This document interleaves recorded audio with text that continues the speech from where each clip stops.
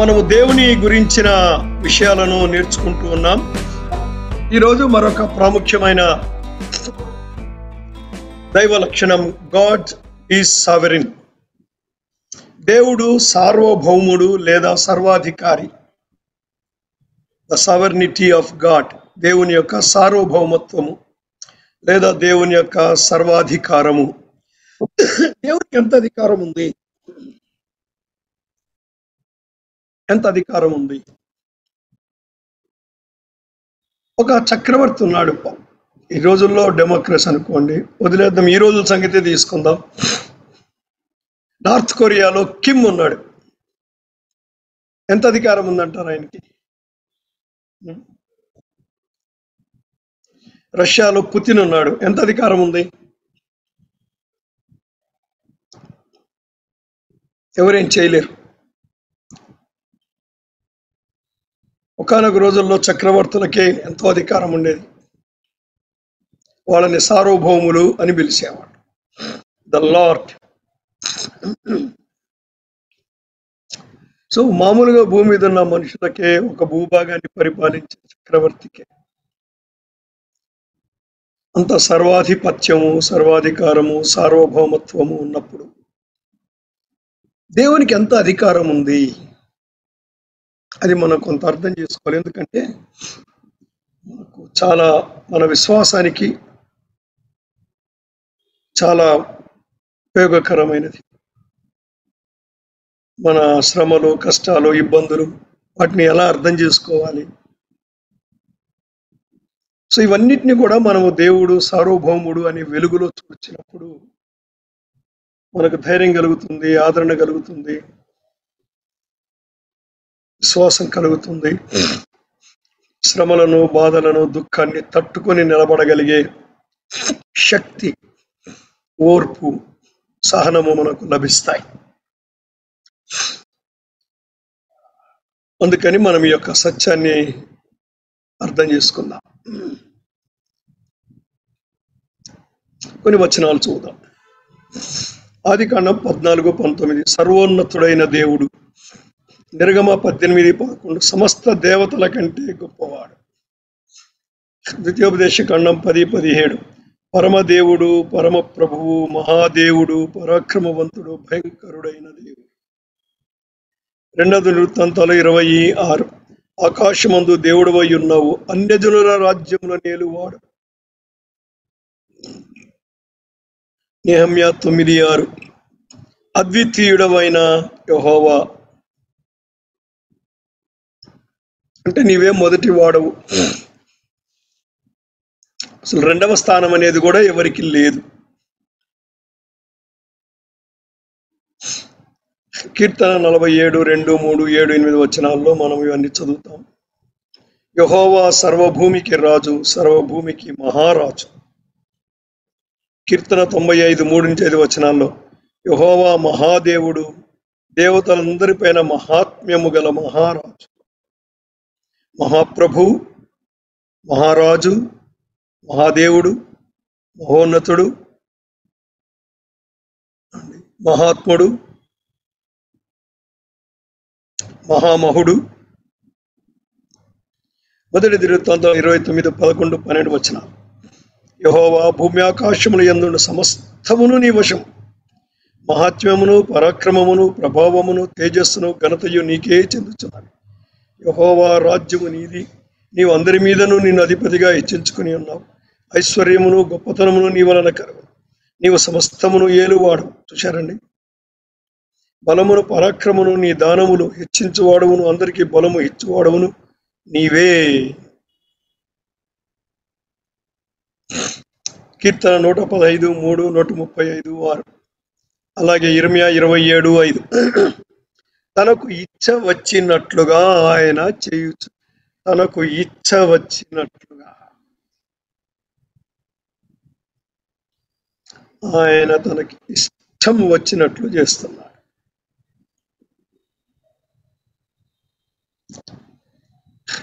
సముద్ర పొడ్డున లేదా వర్షాలు పడ్డప్పుడు మట్టితో మనము కాలు పెట్టి గూడు చేస్తాం, చిన్న మట్టి గూడులు. తర్వాత మళ్ళీ దాని మీద ఎగిరి దూకి దాన్ని మళ్ళీ ఇసుకలో కలిపేస్తాం.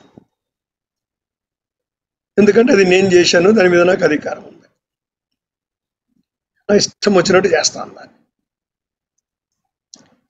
మరి అలాంటప్పుడు దేవుడి విషయం ఏంటి? తన ఇచ్చ వచ్చినట్లుగా ఆయన చేస్తున్నాడు. పైన పేర్కొన్న మాటలు, క్రిందనున్న వచన భాగాలు దేవుడు సార్వభౌముడని లేదా సర్వాధికారిని తెలియజేస్తున్నాయి. దేవుడు సార్వభౌముడు. జాగ్రత్తగా వినండి మాట. తనకిష్టము వచ్చినట్లుగా చేస్తాడు. బాగుంది ఈ మాట.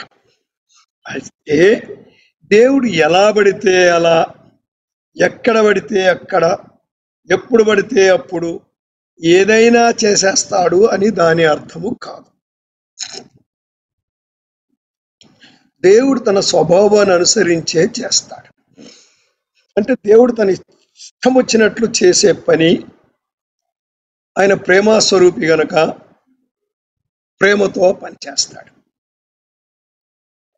దేవుడు న్యాయవంతుడైన దేవుడు గనక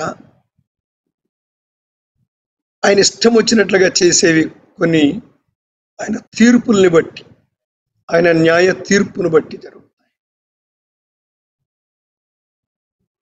కొన్నిసార్లు ఆయన తన ఇష్టం వచ్చినట్టు చేయాలనుకుంటాడు, కానీ కొంత టైం ఇస్తాడు. దానికి కారణము ఆయన దీర్ఘ శాంతం గలవాడు గనుక. సో తన స్వభావాన్ని అనుసరించే చేస్తాడు దేవుడు ఏం చేయాలన్నా కూడా. ఇప్పుడు ఏ ఏ విషయాల్లో దేవుని యొక్క సార్వభౌమత్వము లేదా సర్వాధికారము ప్రదర్శించబడుతూ ఉన్నది? What are God's sovereign acts?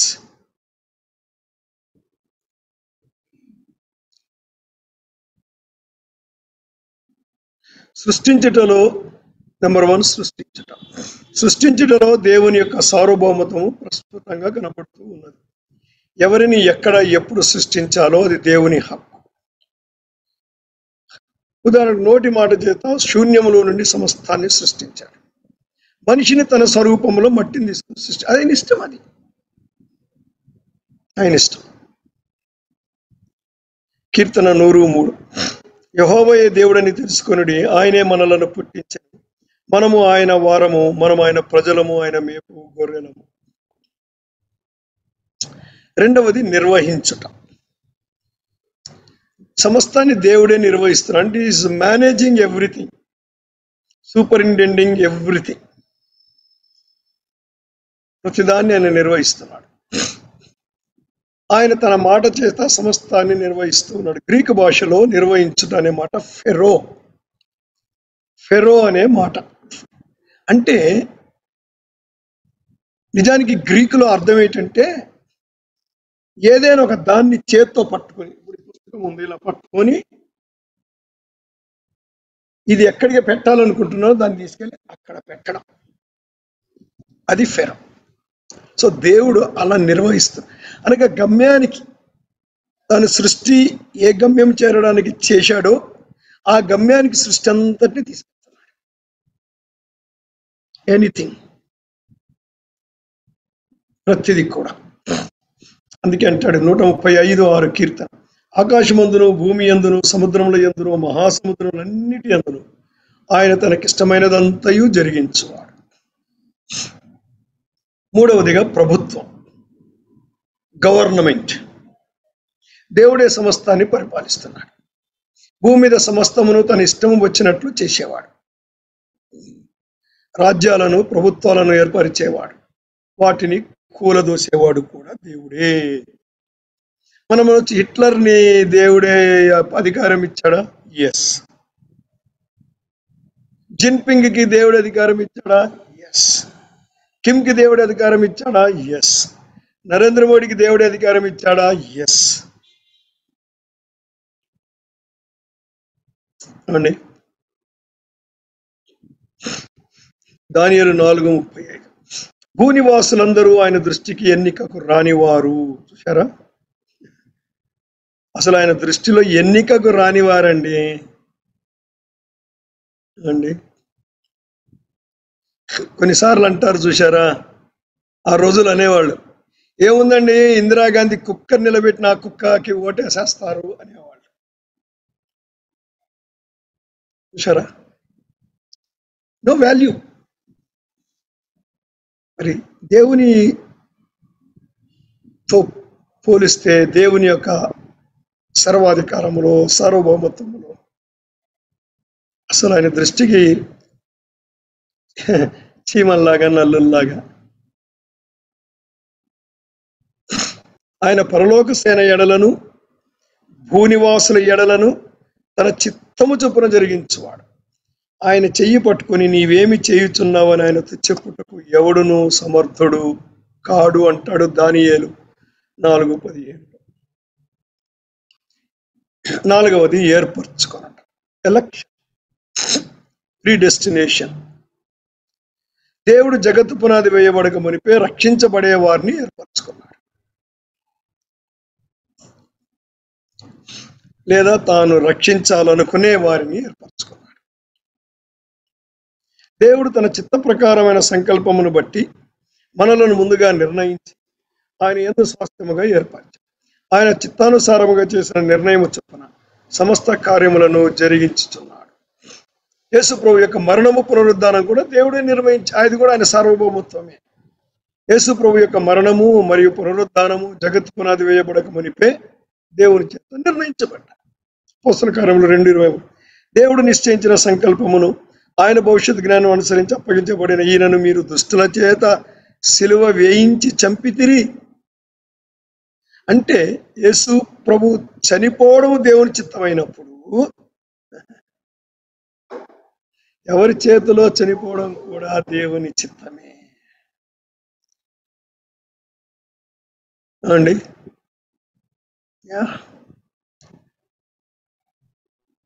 So everything is in God's programme. It's a decree of God, దేవుని యొక్క శాసనం. మనం రక్షణ పొందడం, విశ్వాసులో నూతన జన్మం, విశ్వాసులు తనకు ప్రథమ ఫలముగా ఉండుట కొరకు తన సంకల్పం చొప్పున ఆయన వారిని కన్నాడు. యాకోబు 1:10. ఆయన తాను సృష్టించిన వాటిలో మనం ప్రథమ ఫలముగా ఉండినట్లు సత్యవాక్యము వలన మనలను తన సంకల్ప ప్రకారం అంటే మనం ఎవరు తిరిగి జన్మించాలి అన్నది కూడా దేవుని సంకల్పమేనండి. ఒక వ్యక్తి రక్షించబడ్డాడు, ఒక వ్యక్తి తిరిగి జన్మించాడంటే దేవుడే కనాలి.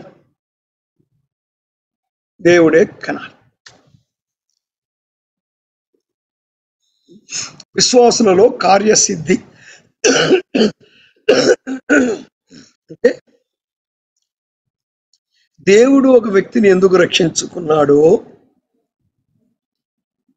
దానిని దేవుడే పూర్తి చేస్తాడు. విశ్వాసులైన వారు క్రీస్తు ప్రభు స్వరూపంలోనికి మారుట దేవుని సంకల్పం. ఆ కార్యాన్ని ఆయన మనలో జరిగించి తీరుతాడు. ఫిలిప్పీ 1:4. మీలో ఈ సత్క్రియను ఆరంభించిన వాడు యేసుక్రీస్తు దినము వరకు దానిని కొనసాగించనని రూఢిగా నమ్ముచున్నాను. మన యొక్క శ్రమలు, కొన్నిసార్లు మనం ఎందుకు శ్రమలు వచ్చాయా అంటాం, అది కూడా దేవుని సార్వభౌమత్వపు ప్రణాళికనే. God allows suffering, pain, sorrow in the lives of believers under his sovereignty. కొన్నిసార్లు విశ్వాసులు శ్రమపరచబడుట దేవుని సార్వభౌమత్వమే. ఫిలిప్పీ 1.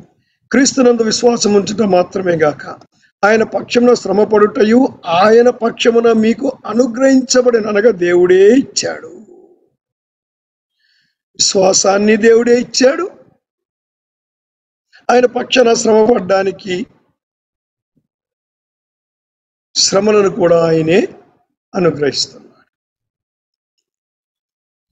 మానవుని ఆయుష్, మన ఆయుష్ దేవుని సార్వభౌమత్వమే. మనం జీవించి ఉండడము ఆయన యొక్క చిత్తమే. యోబు 14:5 ఇలా అంటాడు, నరుల ఆయుష్కాలము పరిమితి కలది, వారి నెలల సంఖ్య నీకు తెలిసే ఉన్నది. మించజాలని వయఃపరిమాణము నీ వారికి నియమించి, మించజాలని దేవుడు నిర్ణయించినది. చిన్న చిన్న విషయాలు కూడా దేవుని సార్వభౌమత్వమేనండి. చిన్న విషయాలు కూడా, జీవితంలోని సూక్ష్మ విషయాలు కూడా దేవుని సెలవు లేకుండా పిచ్చుకలు కూడా చనిపోవు. మత్తయి 19. 2 పిచ్చుకలు కాసుకు అమ్మబడును కదా, అయినను మీ తండ్రి సెలవు లేక వాటిలో ఒక్కటైనను నేలను పడదు.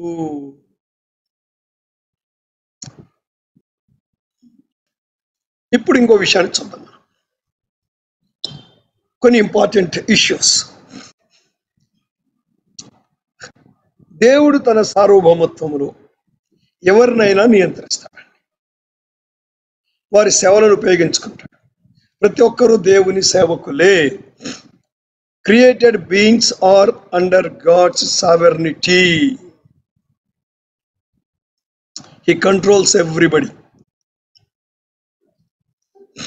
ఉదాహరణకు అపవాది వాడి దూతలు అంటే దయ్యాలు అంటామని, అపవిత్రాత్మలు అంటే ఈ దయ్యాల మీద అపవిత్రాత్మల మీద, దయ్యాలంటేనే అపవిత్రాత్మలండి, దయ్యాలు వేరు అపవిత్రాత్మలు వేరు కాదు. పడిపోయిన దూతలు అనమాట దయ్యాలంటే.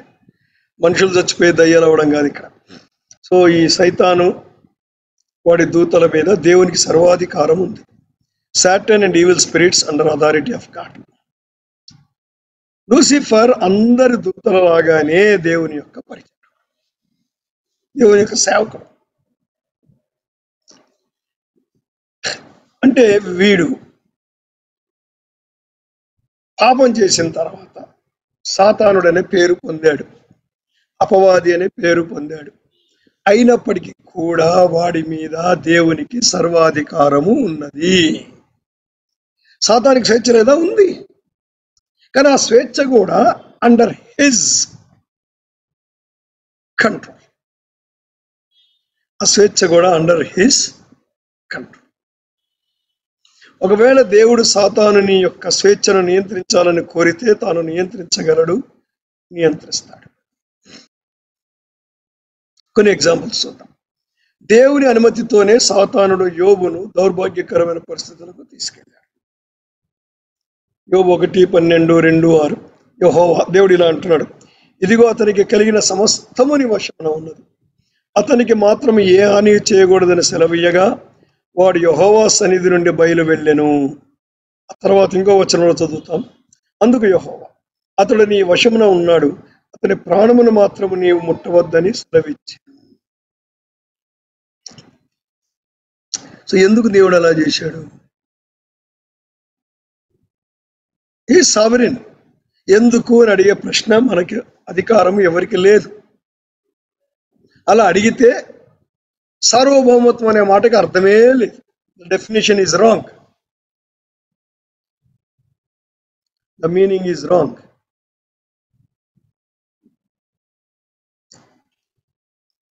సో దేవుడు ఏం చేశాడండి? దీని ఫలితంగా యోబును దేవుడు రెండింతలుగా ఆశీర్వదించాడు. తద్వారా యోబు యొక్క ఖ్యాతి ఊజు దేశమంతా వ్యాపించింది. దీనివల్ల ఏంటి జరిగింది?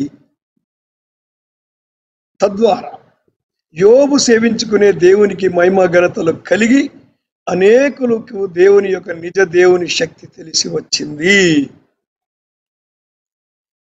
యోబు కథ విన్నవారు అనేకులు దేవుని యందు విశ్వాసం, తప్పకుండా విశ్వాసం ఉంచారు.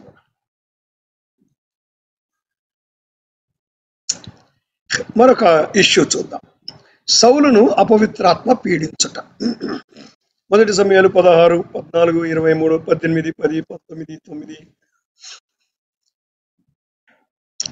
యెహోవా ఆత్మ సౌలుని విడిచిపోయి యెహోవా యుద్ధ నుండి దురాత్మ ఒకటి వచ్చి అతని వెరపింపగా, దేవుని యుద్ధ నుండి దురాత్మ వచ్చి సౌలును పట్టినప్పుడల్లా దావీదు సితారా చేత పట్టుకుని వాయింపగా దురాత్మ అతనిని విడిచిపోయెను, అతడు సేద తీరి బాగాయను. యెహోవా యుద్ధ నుండి దురాత్మ. దేవుని దగ్గర నుంచి దురాత్మలు వస్తాయా? సైతానుడే దేవుని దగ్గర నుంచి వచ్చాడండి. ఏమండి? Everything is in God's control. ఏమండి? Nobody is out of God's government.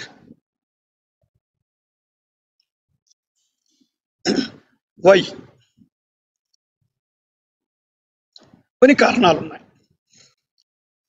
ఇశ్రాయేలీయుల మీద రాజుగా దావీదునే దేవుడు నిర్ణయించుకున్నాడు, సౌలును కాదు. దావీదుని, అది దేవుని యొక్క సంకల్పం. ఎందుకంటే యాకోబుదికే దేవుడు వాగ్దానం చేశాడు, యూదాలో నుండి రాజదండము వచ్చును. యాకోబు దగ్గర సౌలు బెన్యామీను గోత్రీకుడు. బెన్యామీను గోత్రం నుంచి రాజు వస్తాడు అని దేవుడు చెప్పలేదు, వాగ్దానం చేయలేదు. దేవుని ప్రణాళిక. ఈలోపు ఇశ్రాయేలు ప్రజలందరూ కూడా మాకు రాజు కావాలి, మాకు రాజు కావాలి, మాకు రాజు కావాలి. దావీదు పెద్దోడు అవ్వాలి కదా. వీళ్ళందరూ మాకు సౌలు రాజు కావాలని అడిగేసరికి దావీదు అసలు ఇంకా పుట్టనే లేదు. దావీదు అసలు పుట్టనే లేదు ఇంకా అప్పటికి.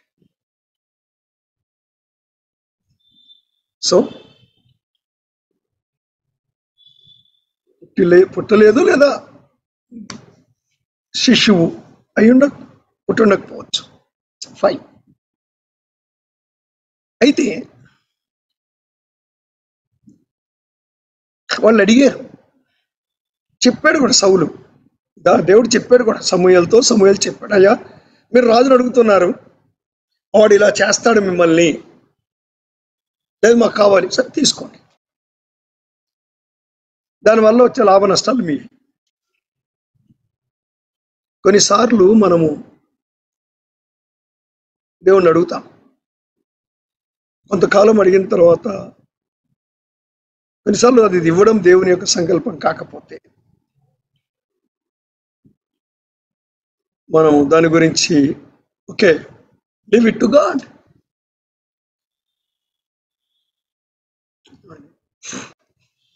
మనకు తెలియదు, ప్రార్థన చేయొచ్చు కంటిన్యూ, లేదా దేవుడి మీద మన భారం వేసి, ప్రభువా it is up to you నాన్న, whatever you want to do it God. So ఇప్పుడు ఎందుకు దావీదులో నుంచి మెస్సియా రావాలి, అది దేవుని ఎవరి కడుపులో పుట్టాలి కదండి. ఆయన కడుపులోనే, ఎందుకంటే ఆయన కాకపోతే ఇంకొక ఆయన. అర్థమైందండి? ఆయన కాకపోతే ఇంకొక ఆయన. That's all. సో దేవుడు దావీదుని ఎన్నుకున్నాడు. దావీదుని ఎన్నుకోకుండా ఇంకొక ఆయన ఎన్నుకుంటే అదే ప్రశ్న అడిగేవాళ్ళం, ఆయన ఎందుకు ఎన్నుకున్నాడు, ఈయన ఎందుకు ఎన్నుకోకూడదు అని ఉండేవాళ్ళము. So God is not worried what we think. We should be worried because we are unable to understand God.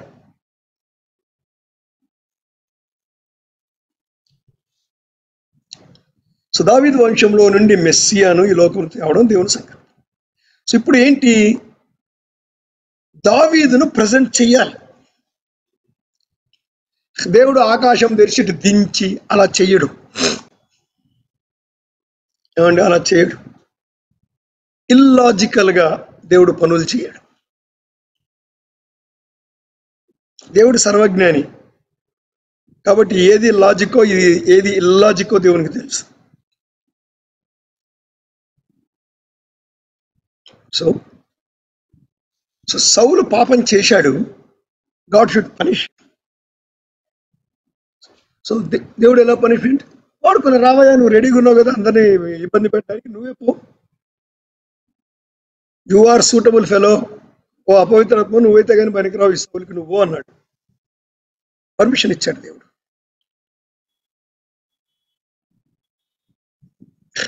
అది ఒక అంశం.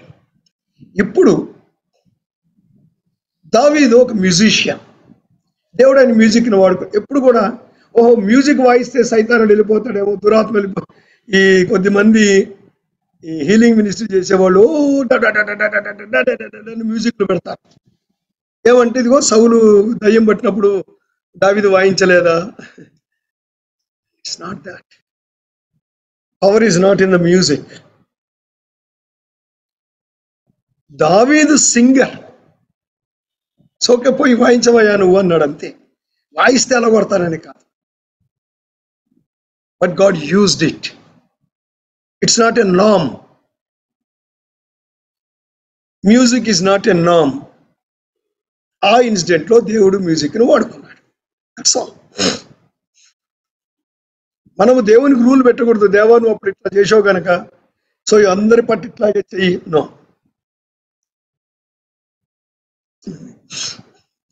సో మాటిమాటికి సౌలుకి ఈవిల్ స్పిరిట్ రావడం, మాటిమాటికి దావీదు రావడం. ఇప్పుడు దావీదు ఫేమస్ అయ్యాడు. దావీదు మాటిమాటికి సౌలు దగ్గరికి వచ్చాడు కాబట్టి గొలియాతును చంపడానికి దేవుడు దావీదును సౌలు దగ్గరికి నడిపించాడు. That is the way.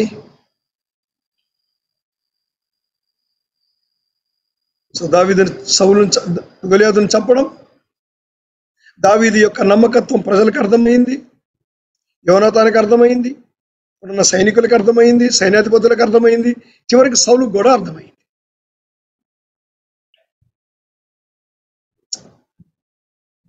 In his sovereignty, God works according to his wisdom. దేవుడు తన సర్వాధికారములో సర్వ జ్ఞానాన్ని అనుసరించి పనిచేస్తున్నాడు.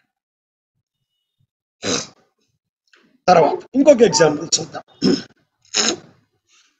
దావీదును జనాభా లెక్కించమని సాతానుడు ప్రేరేపించినట్లు దేవుడు చేయటం. ఈ అధ్యాయాలు చదవండి. 2 సమూయేలు 24, 1 దినవృత్తాంతాలు 21, 30వ కీర్తన ఇవి చదవండి. తర్వాత 2 సమూయేలు 24.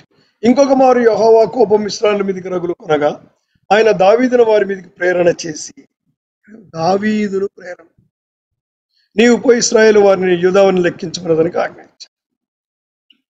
1 దినవృత్తాంతాల్లో ఏముందంటే, తర్వాత సాతాను ఇశ్రాయేలు విరోధముగా లేచి ఇశ్రాయేలును లెక్కించుటకు దావీదును ప్రేరేపింపగా, మీ బైబిల్లో తప్పు ఉందండి, సమూయేలు గ్రంథం ఏమో దేవుడు ప్రేరేపించాడని ఉంది, దినవృత్తాంతాల గ్రంథంలో సాతాను ప్రేరేపించి, ఏది కరెక్ట్? ఏదో ఒకటే కదా కరెక్ట్. సో మీ బైబిల్లో తప్పు ఉంది సార్. నో నో నో, బైబిల్లో తప్పు లేదు, నీకు అర్థం కాలేదు. Both are correct. Both are correct. Escalator, ఇప్పుడు అందరికీ ఎస్కలేటర్లు తెలిసిపోయినాయి కదా మనకు. ఎస్కలేటర్ పైకి వెళ్తా ఉంటాం, దాని మీద ఎక్కి నిలబడితే అదే పైకి తీసుకెళ్తారు. కొద్దిమంది ఎస్కలేటర్ పైకి ఎక్కుతున్నప్పుడు ఎక్కుతారు, మెట్లు ఎక్కుకుంటూ వెళ్ళిపోతుంటారు. మరి ఇప్పుడు నువ్వు మెట్లెక్కినందుకు పైకి చేరావా, ఎస్కలేటర్ నేను పైకి తీసుకెళ్ళేందుకు పైకి చేరావా? Both are correct. నువ్వు మెట్లెక్కావు, ఎస్కలేటర్ కూడా నేను మోసుకెళ్ళింది. సో సాతానుని దేవుడు అలౌ చేశాడు, గో అండ్ డూ ఇట్. సాతానుడు కాసుకొని ఉన్నాడు, ఎప్పుడెప్పుడు దావీదుని అటాక్ చేద్దామా అని. దేవుడు అన్నాడు, రైట్, గో. దావీదుకి పనిష్మెంట్ రావాలి, and there must be something good happen. So దేవుడు ఎందుకు ఇలా జరగడానికి అనుమతించాడు? దావీదు తనను శోధించడానికి, ఆ శోధనకు లోబడిపోవడానికి సైతానికి అవకాశం ఇచ్చాడు. సాతానుడికి దేవుడు ఎప్పుడు ఇచ్చాడు? బెత్షెబా విషయములో, ఊరియాను కుట్రపూరితంగా చంపడములో అతనిలోని స్త్రీకాంక్ష ఒక కారణం. రెండవది, దేవుని పక్షాన యుద్ధాలు చేయవలసిన తన ధర్మాన్ని మరిచి అంతఃపురంలో ఉండిపో. సో ఆ స్త్రీ కాంక్ష అన్నది దావీదుకు ఉంది బాగా.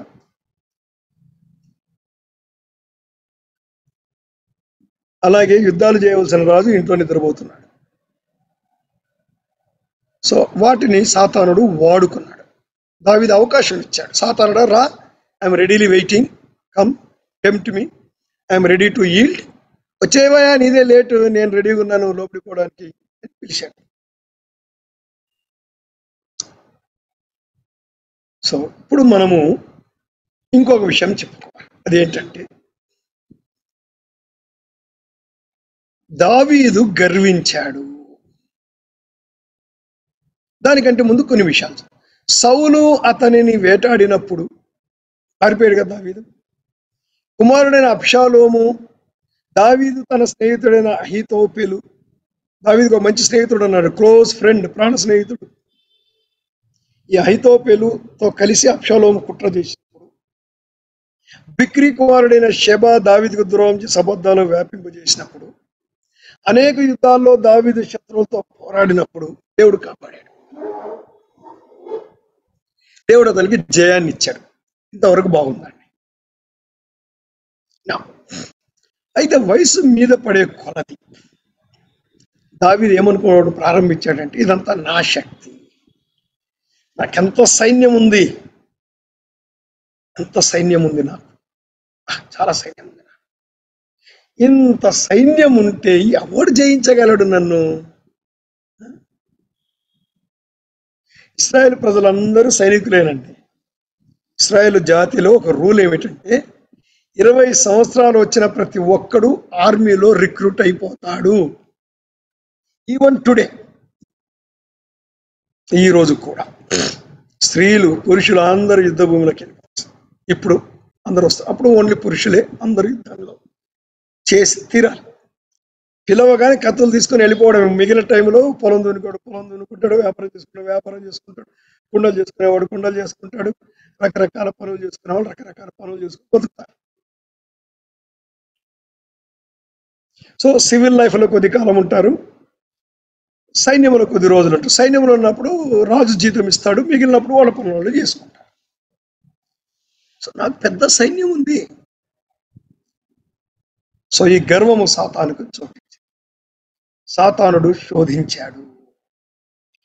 అసలు నీ బలమెంతో తెలుసుకోవా, అసలు లెక్క పెట్టు, అందరినీ లెక్క పెడితే దిస్ ఈజ్ మై ఆర్మీ, అంతే కదా.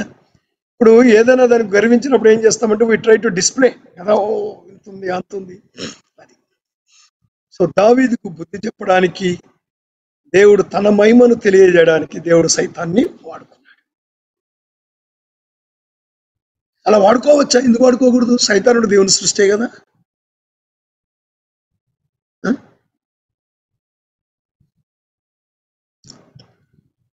సో దేవుడు రోషం గలవాడు, ఆయన మాత్రమే స్తోత్రార్హుడు. నెబుకద్నెజరు గర్వించినప్పుడు దేవుడు అతన్ని గడ్డి మేసేటట్టు చేశాడు. దేవుడు శిక్షించిన తర్వాత దావీదు పశ్చాత్తాపడ్డాడు. అందుకే అంటాడు 2 సమూయేలు 24, దావీదు జనులను నాశనం చేసిన దూతలకు, జనులంటే సైనికులని అర్థం. ఇక్కడ యెహోవాను ఇలాగ ప్రార్థించారు, చిత్తగించు, పాపము చేసిన వాడను నేనే, దుర్మార్గంగా ప్రవర్తించిన వాడును నేనే, గొర్రెల వంటి వారు ఏమి చేశారు, నన్నును నా ఇంటి వారిని శిక్షించు. కీర్తనలు అంటాడు 30లో, నేను ఎన్నడూ కదలనని నా కామకాలమును అనుకుంటుని అని గర్వించాడు. దేవుడు తన దూతను పంపిస్తున్నాడు సైన్యాన్ని చంపినప్పుడు అప్పుడు అంటాడు దావీదు, యెహోవా నా శత్రువులు నా విషయమై సంతోషింపనీయక. దావీదు విషయమై శత్రువులకు ఎప్పుడు సంతోషం కలుగుతుంది? సైన్యంలో కొన్ని వేల మంది చచ్చిపోయారు పుణ్యానే అన్నప్పుడు శత్రువులకు సంతోషం. వాళ్ళకి సంతోషం కలిగించదు ప్రభువా అంటే, ఎవరిని చంపొద్దయ్యా, నన్ను క్షమించు. అప్పుడు అంటాడు 16-17 వచనంలో, ఏ రాజును సేనాబలము చేత రక్షించబడడు, ఏ వీరుడును అధిక బలము చేత తప్పించుకొనడు. సో ద ఎండ్, దావీదు మళ్ళీ ఆ మత్తులో నుంచి బయటకు వచ్చాడు, గర్వము అనే మత్తులో నుంచి బయటకు వచ్చాడు. బయలు ప్రవక్తలపై దేవుడు అపవిత్రాత్మను పంపాడు. సో 1 రాజులు 22వ అధ్యాయం, 2వ దినవృత్తాంతాలు 18వ అధ్యాయం అట్లా ఆహాబు యెహోషాపాతుల గురించి ఉంటుంది. సో సిరియన్లకు ఇశ్రాయేల్ మధ్య జరిగినప్పుడు ఆహాబునొద్దన్న అబద్ధ ప్రవక్తలు సిద్కియా నాయకత్వంలో అబద్ధాలను ప్రవచిస్తారు. తర్వాత చదవండి స్టోరీ, 1 రాజులు 22, 21-23. అంతలో ఒక ఆత్మ, నేను చెప్పాను కూడా మీకు, యెహోషాపాతు ఈ మెసేజ్ కూడా నేను సంఘంలో ఇచ్చాను నేను. అంతలో ఒక ఆత్మ ఎదుటికి వచ్చి యెహోవా నిలబడి, నేను అతనిని ప్రేరేపించదను అనగా, యెహోవా ఏ ప్రకారము నీవు అతనిని ప్రేరేపించదు అని అతను అడిగాను.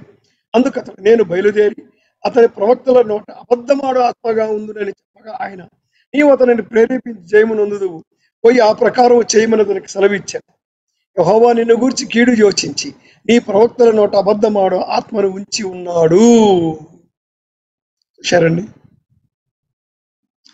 దేవుడు ఆహాబును శిక్షించాలి అనుకున్నాడు. ఆహాబు ఇప్పుడు యుద్ధానికి వెళ్ళాలి. దేవుడు యుద్ధంలో ఆహాబును శిక్షించాలని కోరుకున్నాడు. సో ఆహాబును యుద్ధానికి ప్రేరేపించడానికి అబద్ధ ప్రవక్తలు కనుక వాళ్ళ మీద ఈవిల్ స్పిరిట్స్ కి దేవుడు పర్మిషన్ ఇచ్చాడు. ఇప్పుడు మన దగ్గర కూడా అబద్ధ బోధలు చేసే వాళ్ళకి ఎంతమంది ఈవిల్ స్పిరిట్స్ తో చెప్తున్నారో మనకు తెలియదు, కానీ దేవుడు ఇలా చేయడానికి అపవిత్రాత్మకు ఎందుకు అనుమతి ఇచ్చాడు? 4 రీజన్స్. ఫస్ట్, ఇశ్రాయేలు ప్రజలు బయలుదేవతను ఆరాధిస్తున్నారు కాబట్టి అపవిత్రాత్మ చేతనే దేవుడు వారిని శిక్షించాలని, మరి ముఖ్యంగా ఆహాబుని శిక్షించాలని నిర్ణయించారు. సో యుద్ధంలో 3 మంది ఇశ్రాయేలు చనిపోయారండి, ఎందుకంటే వాళ్ళందరూ బయల్ని ఆరాధిస్తున్నారు. So God wanted to punish them. ఏలియా ప్రవచించినట్లు ఆహాబు చనిపోవాలి. యెహోషాపాతు వంటి దైవభక్తి గల యూదారాజు మోసపోకుండా ఉండడానికి ఆహాబ్తో వియ్యమొందినందుకు అతనికి బుద్ధి చెప్పడానికి కూడా దేవుడు దానిని వాడుకున్నాడు. మీకాయాను దేవుడు తన యొక్క నిజమైన అందరు ఇంతమంది అబద్ధ ప్రవక్తల వ్యతిరేకంగా నిలబడి మీకాయా అనే యొక్క నిజమైన ప్రవక్త అవమానాలు పొందాడు, దెబ్బలు తిన్నాడు. దేవుడు అతనే నిజమైన ప్రవక్త అని రుజువు చేయడానికి కూడా దేవుడు దీన్ని వాడుకున్నాడు. సో దేవుడు తన సార్వభౌమత్వ సంకల్పాన్ని బట్టి క్రీస్తుని అప్పగించడానికి ఇస్కరియోతు యూదాను వాడుకొనుట కొరకు యూదాలోనికి ప్రవేశించడానికి సాతానికి అనుమతి ఇచ్చాడు. లూకా 22:3-6. అంతటా 12 మంది శిష్యుల సంఖ్యలో చేరిన ఇస్కరియోతు యూదాలో సాతాను ప్రవేశించాడు. లూకా 22:3. యోహాను 13:2-27. వాడ ముక్క పుచ్చుకొనగానే సాతాను వానిలో ప్రవేశించాడు. యేసు నీవు చేయనిది త్వరగా చేయమని వానితో చెప్పగా ఏం చెప్పాలా, ఏం చేయాలి? ఇప్పుడు వెళ్ళి యేసు ప్రభువుని అప్పగించాలి. సో దేవుడు తన సార్వభౌమత్వంలో కీడు చేసేవారిని తన మహిమార్థమే వాడుకున్నాడు. God used evil people for his glory. యోసేపు ఇలా అంటున్నాడండి తన అన్నలతో, దేవుడు యాకోబు కుటుంబాన్ని 400 సంవత్సరాలు ఐగుప్తులో ఉంచడానికి అబ్రాహాముతో చెప్పాడు, ఇన్ని సంవత్సరాలు వాళ్ళు ఉంటారు అక్కడ అని. ఐగుప్తును పంపుటకు యోసేపు అన్నల దుర్మార్గతను వాడుకున్నాడు. మరి వీళ్ళంతా ఐగుప్తుకి వెళ్ళాలి అంటే ఎవరో ఒకళ్ళు ముందు ఐగుప్తుకి వెళ్ళాలి. సో కరువు తెప్పించాలి, వీళ్ళందరూ అక్కడికి వెళ్ళాలి. God has his own way of doing things.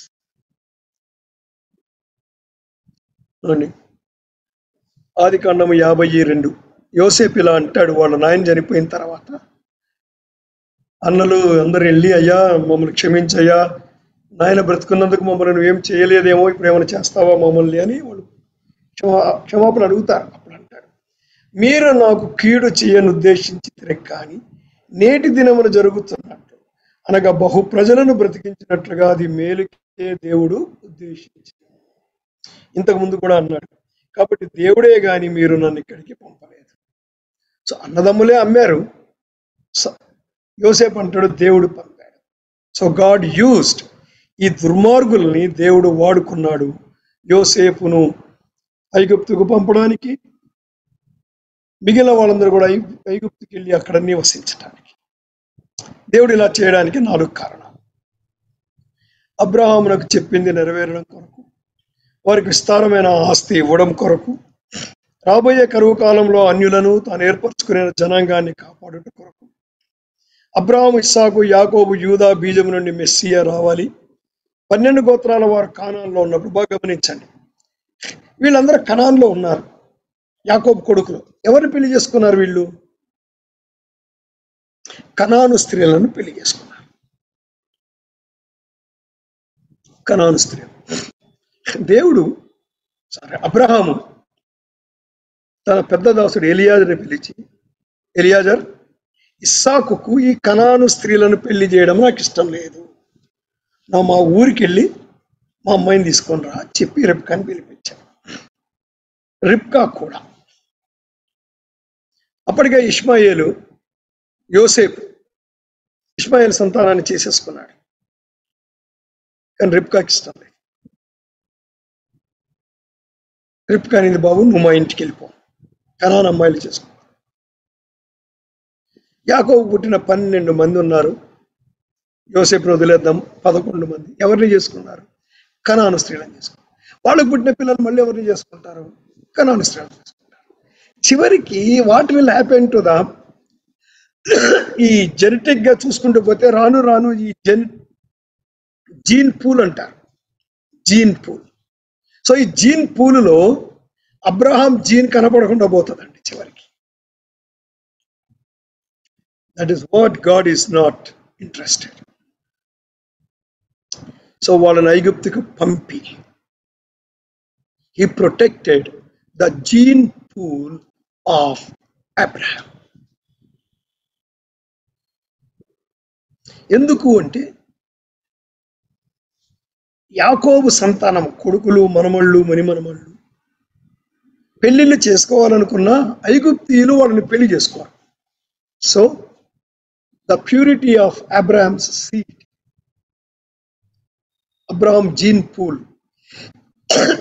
భద్రపరచబడుతుంది.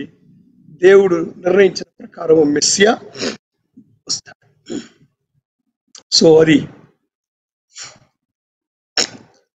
ఇశ్రాయేలుని శిక్షించడానికి నెబుకద్నెజరును వాడుకున్నాడు.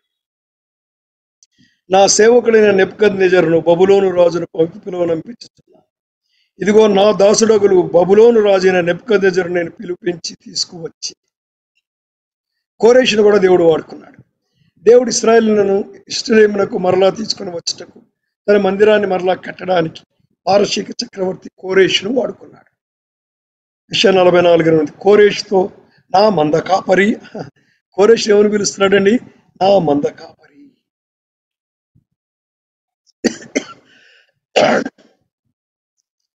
నా చిత్తమంతయు నెరవేర్చ. ఈ కోరేషు అనే అన్యరాజు, విగ్రహారాధికుడు దేవుని చిత్తాన్ని నెరవేరుస్తాడా? నెరవేరుస్తాడు. ఎవడైనా దేవుని చిత్తాన్ని నెరవేర్చి తీరాల్సిందే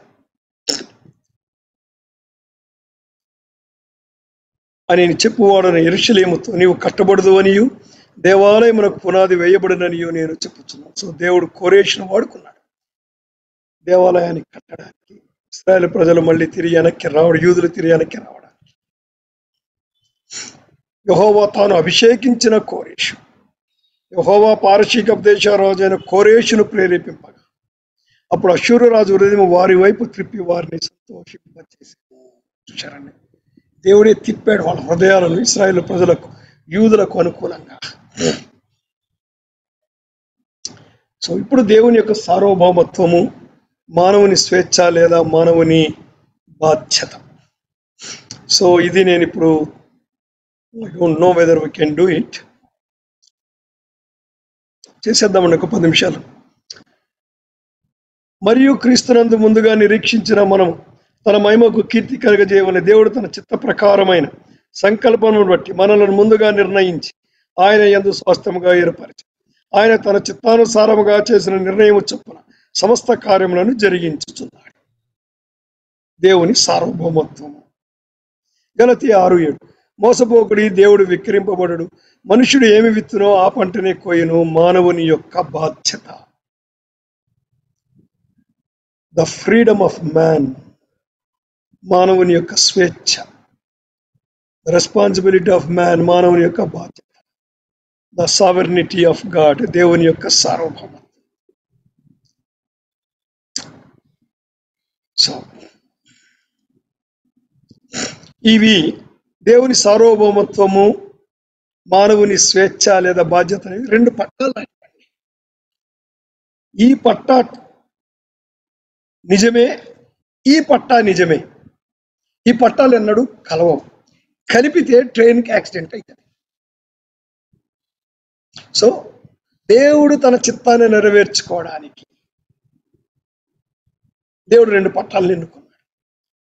దేవుని సార్వభౌమత్వము, మానవుని యొక్క స్వేచ్ఛ, బాధ్యత. అదే. సో ఈ రెండింటిని కలిపి అర్థం చేసుకునే ప్రయత్నం చేశారు, కుదరదండి. ఒక విషయం గుర్తించండి, 2 రంగులు ఉన్నాయి, నలుపు ఉంది, తెలుపు ఉంది. ఏం చేయాలి మనము? నల్లదాన్ని నల్లగానే చూడాలి, తెల్లదాన్ని తెల్లగానే చూడాలి. రెండింటిని కలిపి చూద్దాము అంటే గ్రే కలర్ ఏర్పడుతుంది. నలుపు కనపడుతుందా? ఇక నలుపు ఎగిరిపోయింది, తెలుపు ఎగిరిపోయింది. Something new colour has come, that is grey. ఉదాహరణకు దేవుని యొక్క సార్వభౌమత్వము నల్లగా ఉంది, మనకు అర్థం కాదు కాబట్టి నలుపు అని చెప్పుకుందాం. మానవుని యొక్క స్వేచ్ఛ తెల్లగా ఉంది. ఈ రెండింటినీ కలిపితే గ్రే అవుతుంది, అది ఇంకేదో. సో దేవుని సార్వభౌమత్వాన్ని మనము పాడు చేసేసాం, మానవుని యొక్క స్వేచ్ఛను కూడా మనం పాడు చేసేసాం. So we have contaminated God's sovereignty, also we have contaminated man's responsibility. రెండింటిని కల్తీ చేసేసాం. So cannot harmonise. ఇక్కడ స్వేచ్ఛ అనేది ఒకసారి అర్థం చేసుకుందాం. రెండు రకాల స్వేచ్ఛలు ఉన్నాయి, పాజిటివ్ ఫ్రీడమ్, నెగిటివ్ ఫ్రీడమ్. దీన్ని పాజిటివ్ వొల్యూషన్ అంటారు, నెగిటివ్ వొల్యూషన్ అంటారు.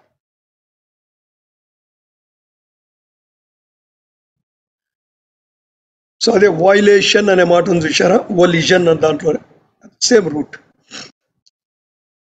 దేవుడు మానవుని చేసినప్పుడు దేవునికి ధనాత్మక స్వేచ్ఛని ఇచ్చాడు, పాజిటివ్ వొల్యూషన్ ఉంది. దేవుడు అన్నాడు అన్ని పళ్ళు తినండి మీరు అన్నాడు, మంచి చెడ్డల వృక్షం వచ్చాడు పళ్ళు తినొద్దు అన్నాడు. జీవవృక్ష పొలం ఉంది అక్కడ, అది కూడా తినే స్వేచ్ఛ ఉంది మనిషికి, తినలేదు. సో ఆదాము నిర్దోషిగా ఉన్నంత వరకు he enjoyed the positive volition, the positive freedom. ఎప్పుడైతే పండు తిన్నాడో he lost the positive volition. In that place he got the negative volition. ధనాత్మక స్వేచ్ఛ పోయి రుణాత్మక స్వేచ్ఛ ఆ భాగంలోకి వచ్చింది. రుణాత్మక స్వేచ్ఛ, పతనానంతర మానవుడు రుణాత్మక స్వేచ్ఛను కలిగి ఉన్నాడు. ఆదాము పతనము తర్వాత మనిషి పాప స్వభావంతో ఉంటున్నాడు. మానవుని స్వేచ్ఛ పాప స్వభావంతో మేళవించి ఉన్నది. అంటే మానవుడు పాపమే చేస్తాడు తప్ప మంచి చెయ్యలేడు అని అర్థం కాదు, మంచి పనులు కూడా చేస్తాడు. అయితే ఆత్మ సంబంధమైనవి దేవునికి చెందినవి చెయ్యలేడు. దైవ సంబంధమైనవి ఎన్నుకోవడానికి అతడు తిరిగి జన్మించాల్సిందే. అందుకే 1 కొరింథీ ప్రకృతి సంబంధి అయిన మనుషుడు పుట్టినవాడు పుట్టినట్లుగా అని దేవుని ఆత్మ విషయంలో అంగీకరించలేడు. అవి అతనికి వెర్రితనముగా ఉన్నాయి. అవి ఆత్మానుభవం చేతనే వివేచింపదగును కనుక అతడు వాటిని గ్రహింపజాలడు. So that is called negative freedom. So దేవుని సార్వభౌమత్వము మరియు మానవుని స్వేచ్ఛ చూద్దాం. అష్షూరు దేవుని దండం. దేవుడు తన సార్వభౌమత్వంలో అష్షూరును, ఇశ్రాయేలును, ఇతర రాజ్యాలను శిక్షించడానికి వాడుకున్నాడు. అష్షూరీయులకు శ్రమ. దేవుడు అంటున్నాడు అష్షూరీయులను నేను శ్రమ పెడతాను అంటున్నాడు. ఓకే, దుర్మార్గులు కదా, చాలా మందిని చంపారు కదా వాళ్ళు, రైట్, బాగుంది. వారు నా కోపమునకు సాధనమైన దండము, నా దుడ్డు కర్ర. అంటే ఇంతమందిని శ్రమ పెట్టే అష్షూరట దేవుని యొక్క లాఠీ అట్ట, నా దుడ్డు కర్ర, నా ఉగ్రత వారి చేతిలో ఉంది అండి. చెట్టు నరుకుతున్నాము, గొడ్డలి నరికినా కూడా నరికేవాడు చెట్లు కొట్టేవాడు. సో భక్తిహీనులకు జనములను మీదికి నేను వారిని పంపేదను, దోపుడు సొమ్ము దోచుకున్నటకు, కొల్లబెట్టుటకు, వీధులను త్రొక్కించుటకు, నా ఉగ్రతకు పాత్రులకు జనులను గూర్చి నేను వారికి ఆజ్ఞాపించాను. సో దేవుడు ఎవరిని శిక్షించాలని కోరుకున్నాడో వాళ్ళని శిక్షించడానికి అష్షూరీయులను దేవుడు వాడుకున్నాడు. మరి అలాంటప్పుడు అష్షూరీయులను ఎందుకు దేవుడు శిక్షించాలి? వాడు ఇలా అంటున్నాడట. అయితే అతడు అలాగున అనుకొనడు, అది అతని ఆలోచన కాదు. నాశనము చేయవలనని, చాలా జనములను నిర్మూలన చేయాలని అతని ఆలోచన. సో దేవునికి వ్యతిరేకంగా పాపంలో పడిపోయిన జనులను, ముఖ్యంగా ఇశ్రాయేలును శిక్షించడానికి దేవుడు అష్షూరును వాడుకున్నాడు. గొడ్డలి తనతో నరుకువానిని చూచి అతిశయపడునా, రంపము తన కోయువానిని పొగుడుగునునా. సో కానీ గొడ్డలి అనుకుంది నేనే గ్రేట్ అని, రంపం అనుకుంది నేనే గ్రేట్ అని. సో అష్షూరు అనుకున్నాడు ఇది నా బలము, ఇది నా ఆలోచన అని అనుకున్నాడండి. అనుకొని చాలా దుర్మార్గంగా ప్రవర్తించాడు. చాలా దుర్మార్గంగా ప్రవర్తించడం దేవునికి ఇష్టం అనిపించలేదు. దేవుడు వారిని కూడా శిక్షించాడు. So both God's sovereignty and man's responsibility.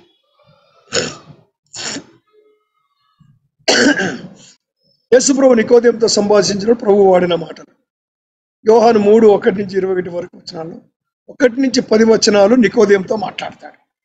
11-21 వచనాలు వాళ్ళ చుట్టూ ఉన్న వాళ్ళందరూ వినేటట్టుగా మాట్లాడుతున్నారు. సో ఈ 1-10 వచనాల్లో ఏమంటాడంటే, ఒకడు నీటి మూలముగాను ఆత్మ మూలముగాను జన్మించితేనే దేవుని రాజ్యంలో ప్రవేశింపడు. ఆత్మమూలముగా జన్మించినది ఆత్మయును, ఆత్మమూలముగా జన్మించిన ప్రతివాడు అలాగే ఉన్నాడు. అంటే ఆత్మ కనాల్సిందే. దేవుని యొక్క మనం రక్షించబడాలంటే దేవుడు నిర్ణయించాల్సిందే, దేవుడు కనాల్సిందే. సో ఇదంతా దేవుడు అంటాడు ఏజ్కలో శుద్ధ జలము అంటాడు. సో రక్షణ పైనుంచి వస్తుంది, అది దేవుని దగ్గర నుంచి వస్తుంది. అయితే దేవుడు ఏమన్నాడంటే యోహాను 6లో, మీరు నన్ను చూచి ఉండియో విశ్వసింపగై ఉన్నారు. అదేంటయా? మీతో చెప్పి తిని తండ్రి నాకు అనుగ్రహించే వారందరూ నా దగ్గరకు. అదేమిటి? తండ్రి అనుగ్రహించిన వాడు నా దగ్గరకు వస్తాను అంటున్నారు. మళ్ళీ మీరు విశ్వసించలేదు అంటున్నారు. So will see both human responsibility and God sovereignty. Both are two parallel truths. They will never meet, but both are truths. ఇది మనకు అర్థం కాదండి. ఎందుకంటే మనం రెండింటిని కలిపేసి చూడాలనుకుంటున్నాం. No. See God's sovereignty as God's sovereignty because Bible is saying that. See man's responsibility as man's responsibility because Bible is saying this. దేవుని సార్వభౌమత్వాన్ని దేవుని సార్వభౌమత్వాన్నిగానే చూడాలి, ఎందుకంటే బైబిల్ చెప్తుంది అండి. సో మానవుని యొక్క హ్యూమన్ రెస్పాన్సిబిలిటీ, మానవుని యొక్క బాధ్యతను ఎక్కువ విలువ ఇచ్చి దేవుని సార్వభౌమత్వాన్ని నాశనం చేస్తున్నారు. దేవుని సార్వభౌమత్వానికి చాలా ఎక్కువ విలువ ఇచ్చి మానవుని యొక్క బాధ్యతను తీసివేస్తున్నారు. సో మనిషికి ఏం సంబంధం లేదండి, అంత దేవుని ఇష్టమే, నా ఇష్టం వచ్చినట్టు బతుకుతాం, నేనేం చేసినా దేవుని ఇష్టమే, దేవుడు సార్వభౌముడు, ఇలా అయిపోతా ఉన్నారు. సో 36వ వచనములో మీరు నమ్మలేదంటాడు. 37వ వచనములో తండ్రి నాకు అనుగ్రహించిన వాడు నా యొద్దకు వస్తాడు అని చెప్తాడు. సో అవన్నీ మీరు తర్వాత you can read all those versus afterwards. Stop here.